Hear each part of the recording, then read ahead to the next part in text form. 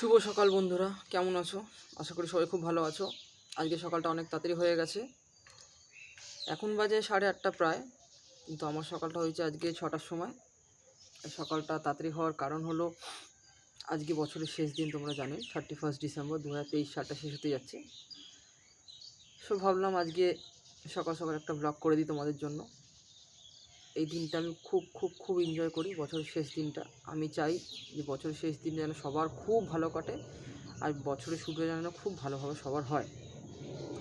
So আজকে ভ্লগটা করার উদ্দেশ্য সকাল সকাল আমার এটাই, যে প্রথমেই আমি সবাইকে বলি, আমার সব বন্ধুদের বলি যে নেভার গিভ আপ, কখনোই হাল ছেড়ে দেবে না, কখনোই হাল ছাড়বে না, যতই বাধা আসুক না কেন। আশা করি 2024 সালটা সবার খুব ভালো কাটবে, সবার যা স্বপ্ন আছে সব স্বপ্ন পূরণ হবে।